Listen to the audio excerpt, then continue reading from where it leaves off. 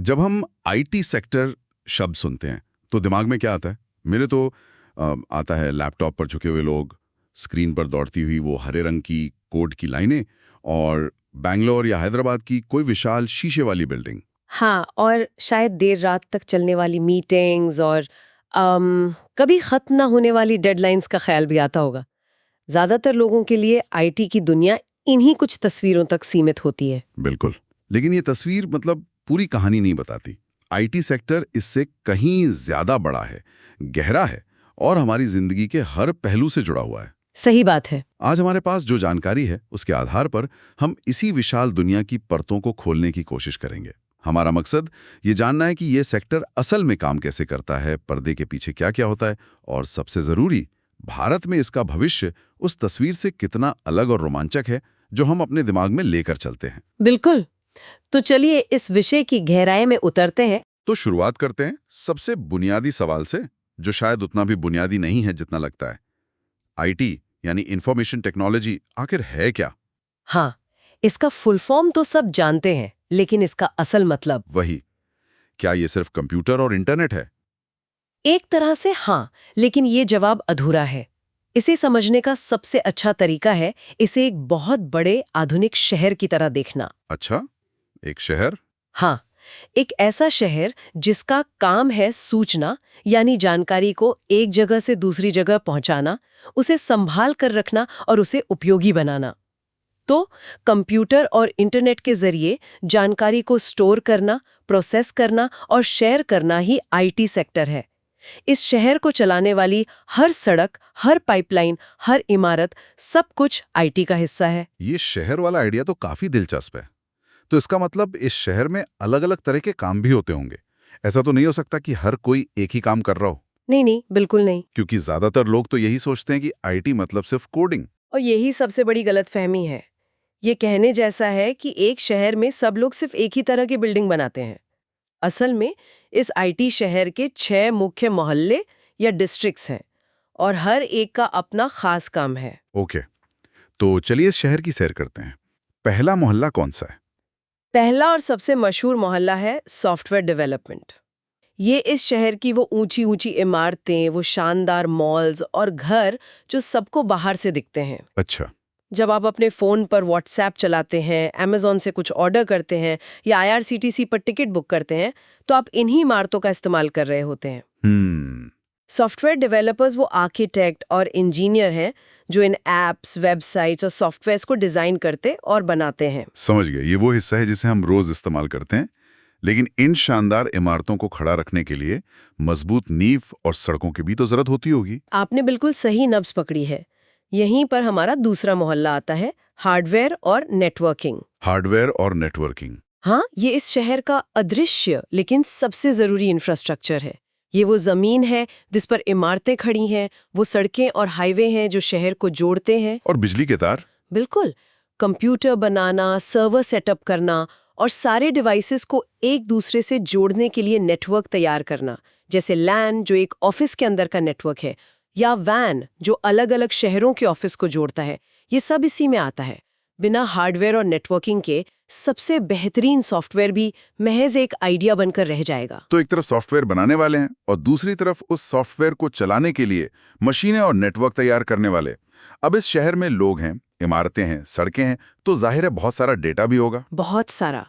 और वो हमें तीसरे मोहल्ले की तरफ ले जाता है, डेटा एंट्री और प्रोसेसिंग। डेटा? हाँ, सोचिए इस शहर में हर रोज लाखों लोग आ जा रहे हैं, चीजें खरीद बेच रहे हैं, इन सब का हिसाब कौन रखेगा? ग्राहकों की जानकारी, सेल्स के आंकड़े, इन्वेंट्री का हिसाब, ये सब इस शहर में बहने वाले पानी की तरह है। डेटा एंट्री और प्रोसेसिंग का काम इसी पानी को साफ करना, उसे सही टंकियों में स्टोर करना और जरूरत पड़ने पर सप्लाई करना है। इसके लिए एक्सेल और खास डेटाबेस टूल्स का इस्तेमाल होता है। ये शायद ग्लैमरस काम नहीं लगता, लेकिन इसके बिना पूरा शहर ठप पड़ जाएगा। और जब शहर में इतना कीमती सामान और जानकारी हो, तो उसकी सुरक्षा की चिंता तो होगी ही, मतलब चोरों और हैकरों का डर। बिल्कुल। और इसीलिए चौथा मोहल्ला आज के दौर में सबसे महत्वपूर्ण बन गया है, साइबर सिक्योरिटी। Cyber security. ये इस शहर की पुलिस फोर्स और खुफिया एजेंसी है। इसका काम शहर के डेटा को हैकिंग, वायरस और हर तरह के ऑनलाइन खतरों से बचाना है। और दिलचस्प बात यह है कि आज सबसे बड़ा खतरा सिर्फ बाहरी हैकरों से नहीं बल्कि अंदर की गलतियों से भी होता है। अच्छा। हाँ, एक गलती क्लिक से पूरी कंपनी का सिस्टम लॉक हो सकता है। इसलिए साइबर सिक्योरिटी एक्सपर्ट्स की मांग आसमान छू रही है। सही बात है। अच्छा, अगला मोहल्ला है क्लाउड कंप्यूटिंग। ये शब्द मैंने बहुत सुना है कि सब कुछ क्लाउड पर है। हमारे शहर वाले उदाहरण में ये कहाँ फिट होता है? क्लाउड कंप्यूटिंग इस शहर का पावर ग्रिड और वाटर सप्लाई सिस्टम है, लेकिन एक नए और क्रांतिकारी तरीके से। कैसे? देखिए, पहले हर बड़ी इमारत को अपना जनरेटर और पानी की टंकी लगानी पड़ती थी। ये महंगा और मुश्किल था। क्लाउड ने कहा, अब चिंता मत करो, हम एक बहुत बड़ा पावर प्लांट और वाटर रिजर्वॉयर बना देते हैं और आपको जितनी ज़रूरत हो आप उतना इस्तेमाल करो और उसी का पैसा दो। अच्छा। Google drive, Amazon web services यानी AWS, माइक्रोसॉफ्ट Azure, ये वही बड़े पावर प्लांट्स हैं। इसने बिजनेस करने का तरीका ही बदल दिया है। मतलब इसने इनोवेशन को एक तरह से डेमोक्रेटाइज कर दिया है। एकदम। आज एक छोटा सा स्टार्टअप भी वही टेक्नोलॉजी इस्तेमाल कर सकता है जो गूगल या Amazon करती है, जो 10 साल पहले नामुमकिन था। वाह, ये तो सिर्फ जगह किराए पर लेने से कहीं ज्यादा बड़ी बात है। इसने तो खेल का मैदान ही बराबर कर दिया। और अब आखिरी और सबसे फ्यूचरिस्टिक मोहल्ला, आर्टिफिशियल इंटेलिजेंस, AI और मशीन लर्निंग। अगर बाकी सब इस शहर का ढांचा और संसाधन है, तो AI इस शहर का दिमाग है। दिमाग? हाँ, ये वो स्मार्ट सिस्टम है जो शहर के ट्रैफिक को खुद ब खुद मैनेज करता है, मौसम का अनुमान लगाकर बिजली की सप्लाई को एडजस्ट करता है और शहर के लोगों की ज़रूरतों को उनसे कहने से पहले ही समझ लेता है। चैट GPT जैसे चैटबॉट्स जो आपके सवालों के जवाब देते हैं, या अलेक्सा जो आपकी आवाज़ से घर की लाइट बंद कर देती है, ये सब इसी स्मार्ट दिमाग के उदाहरण हैं। ये IT का भविष्य भी है और वर्तमान भी। तो कुल मिलाकर IT सिर्फ कोडिंग की एक गली नहीं, बल्कि एक पूरा महानगर है जिसमें architect, civil engineer, data manager, police और यहाँ तक कि एक स्मार्ट सिटी मैनेजर भी है। ये वाकई एक बहुत बड़ी दुनिया है। हाँ। तो अब सवाल ये उठता है कि इस शहर में रहने और काम करने के लिए किस तरह की नौकरियां हैं और क्या यहाँ एंट्री के लिए कोई खास वीज़ा यानी डिग्री लगती है? इस शहर में हर मोहल्ले के लिए खास नौकरियां हैं। सॉफ्टवेयर डेवलपमेंट में सॉफ्टवेयर इंजीनियर और वेब डेवलपर है। डेटा के मोहल्ले में डेटा एनालिस्ट हैं, जिनका काम इस डेटा के समंदर से मोती निकालना है। साइबर सिक्योरिटी में एथिकल हैकर्स और सिक्योरिटी एक्सपर्ट्स हैं। नेटवर्किंग में नेटवर्क इंजीनियर है। ये सब अच्छी सैलरी वाली सम्मानजनक नौकरियां हैं। लेकिन क्वालिफिकेशन वाली बात, भारत में तो डिग्री को बहुत अहमियत दी जाती है।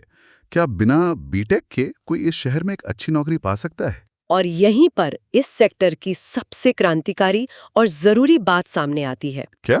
यहाँ आपकी डिग्री से ज्यादा आपके हुनर, आपकी स्किल की कीमत है। एक मिनट, ये बहुत बड़ी बात है। क्या आप कह रही हैं कि कोई बड़ी IT कंपनी, मान लीजिए TCS या इन्फोसिस, किसी ऐसे इंसान को नौकरी दे सकती है जिसके पास इंजीनियरिंग की डिग्री नहीं है लेकिन स्किल्स हैं? बिल्कुल, ये अब हो रहा है और तेजी से बढ़ रहा है। देखिए, BCA, BTech या BSc IT जैसी डिग्री एक मजबूत नींव देती है, इसमें कोई शक नहीं। वो आपको शहर का नक्शा समझने में मदद करती हैं। लेकिन नौकरी आपको नक्शा पढ़ने की नहीं बल्कि इमारत बनाने की मिलती है। अगर आपने 12वीं के बाद ही कोडिंग सीख ली, कुछ प्रोजेक्ट्स बना लिए और आप इंटरव्यू में यह साबित कर सकते हैं कि आप काम कर सकते हैं, तो आपकी डिग्री उतनी मायने नहीं रखती। तो फिर सबसे जरूरी क्या है? कौन सी स्किल्स हैं जो इस शहर का एंट्री पास हैं? कुछ स्किल्स तो बुनियादी हैं, जैसे कंप्यूटर का अच्छा ज्ञान, लेकिन उसके बाद आती है किसी एक प्रोग्रामिंग भाषा पर पकड़, जैसे पाइथन जो AI और डेटा के लिए बेहतरीन है, या जावा जो बड़ी कंपनियों के सिस्टम्स में खूब इस्तेमाल होती हैं। ठीक है। इसके साथ ही अच्छी कम्युनिकेशन स्किल, यानी अपनी बात को साफ साफ समझा पाना, और इन सब से ऊपर प्रॉब्लम सॉल्विंग की क्षमता। IT का पूरा काम ही यही है, बिजनेस की समस्याओं को टेक्नोलॉजी की मदद से सुलझाना। तो अगर आप एक अच्छे प्रॉब्लम सॉल्वर हैं तो इस सेक्टर में आपके लिए हमेशा जगह है। हमेशा। मतलब ये सेक्टर आपकी काबिलियत को आपकी डिग्री से ज्यादा तवज्जो देता है। ये उन लाखों युवाओं के लिए उम्मीद की किरण है जिनके पास शायद टॉप कॉलेज की डिग्री ना हो, पर हुनर और सीखने का जज्बा है। बिल्कुल, यही इस सेक्टर की खूबसूरती है। ठीक है, अब उस सवाल पे आते हैं जो शायद सबके मन में है। चलिए पैसे की बात करते हैं। इस शहर में रहने के फायदे क्या हैं और यहाँ एक आम इंसान कितनी कमाई की उम्मीद कर सकता है? इसके फायदे कई हैं। सबसे बड़ा आकर्षण है अच्छी सैलरी। यहाँ आपकी मेहनत और स्किल का अच्छा दाम मिलता है। दूसरा बड़ा फायदा है काम करने की फ्लेक्सिबिलिटी, जैसे घर से काम करने का विकल्प, जिसे वर्क फ्रॉम होम कहते हैं। इसने कई लोगों को अपने परिवार के साथ ज्यादा वक्त बिताने का मौका दिया है, भले इसका मतलब कभी-कभी बैकग्राउंड में बच्चों के शोर के साथ मीटिंग करना हो। लेकिन हम ये भी सुनते हैं कि आईटी में काम का दबाव बहुत ज्यादा होता है और वर्क लाइफ बैलेंस बिगड़ जाता है। क्या ये सच नहीं है? ये एक जरूरी मुद्दा है। हाँ, प्रोजेक्ट्स की डेडलाइंस के वक्त दबाव बहुत ज्यादा हो सकता है, काम के घंटे लंबे हो सकते हैं। लेकिन ज्यादातर अच्छी कंपनियां अब इस बात को समझ रही हैं और अपने कर्मचारियों के मानसिक स्वास्थ्य और वर्क लाइफ बैलेंस पर ध्यान दे रही हैं। ये तो अच्छी बात है। इसके अलावा करियर ग्रोथ बहुत तेजी से होती है। अगर आप लगातार नई टेक्नोलॉजी सीखते रहते हैं तो आप बहुत जल्दी सीनियर पदों तक पहुंच सकते हैं। और भारतीय आईटी प्रोफेशनल्स की पूरी दुनिया में इतनी मांग है कि विदेश में नौकरी के मौके भी बहुत ज्यादा हैं। और सैलरी के आंकड़े क्या कहते हैं? एक फ्रेशर कितनी उम्मीद कर सकता है? ये पूरी तरह स्किल और शहर पर निर्भर करता है, लेकिन एक अंदाजा लें तो एक फ्रेशर जो अभी शुरुआत कर रहा है वो महीने के 15,000 से 30,000 तक कमा सकता है। लेकिन यहाँ रुकना नहीं होता। और अनुभव के साथ ये आंकड़ा कहाँ तक जाता है? अनुभव के साथ सैलरी बहुत तेजी से बढ़ती है। 2 से 5 साल के अनुभव वाला एक अच्छा प्रोफेशनल आसानी से 50,000 से लेकर 1 लाख रुपए या उससे भी ज्यादा प्रति माह कमा सकता है। 1 लाख से भी ज्यादा? हाँ, बिल्कुल। और अगर किसी को विदेश में, मान लीजिए यूरोप या अमेरिका में मौका मिलता है, तो यही सैलरी भारतीय रुपयों में 3 लाख रुपए से 10 लाख रुपए प्रति माह तक भी पहुंच सकती है। ये आंकड़े वाकई प्रभावशाली हैं। तो इन सब बातों को देखते हुए भारत में इस आईटी शहर का भविष्य कैसा दिखता है? क्या ये शहर और बड़ा होगा? बहुत उज्जवल और बहुत बड़ा। हमारे पास जो जानकारी है उसके मुताबिक ये भारत का सबसे तेजी से बढ़ने वाला सेक्टर है। अच्छा। इसके पीछे 2 बड़े कारण हैं। एक, सरकार खुद डिजिटल इंडिया जैसी योजनाओं से टेक्नोलॉजी को हर कोने तक पहुंचा रही है। और दूसरा, जो सबसे बड़ी बात है, आज ऐसी कोई इंडस्ट्री नहीं है जो आईटी के बिना चल सके। कपड़े बेचने वाली कंपनी हो या खाना डिलीवर करने वाली, सबको अपनी वेबसाइट, ऐप और डेटा संभालने के लिए आईटी टीम चाहिए। मतलब आईटी अब सिर्फ एक अलग सेक्टर नहीं रहा, बल्कि हर दूसरे सेक्टर की रीढ़ की हड्डी बन गया है। बिल्कुल। हर छोटी बड़ी कंपनी टेक्नोलॉजी पर निर्भर है और ये निर्भरता हर गुजरते दिन के साथ बढ़ती ही जाएगी। इसलिए इस सेक्टर में अच्छी नौकरियों की मांग भविष्य में भी बनी रहेगी, बल्कि और बढ़ेगी। तो आज के इस पूरी चर्चा को अगर समेटें तो आईटी सेक्टर कोडर्स का एक छोटा सा समूह नहीं, बल्कि एक पूरा महानगर है।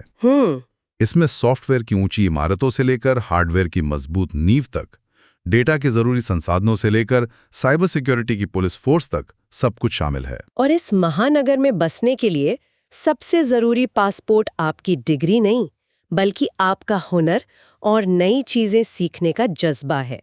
अगर आपके पास ये है तो यहाँ ग्रोथ की संभावनाएं अपार हैं। बिल्कुल।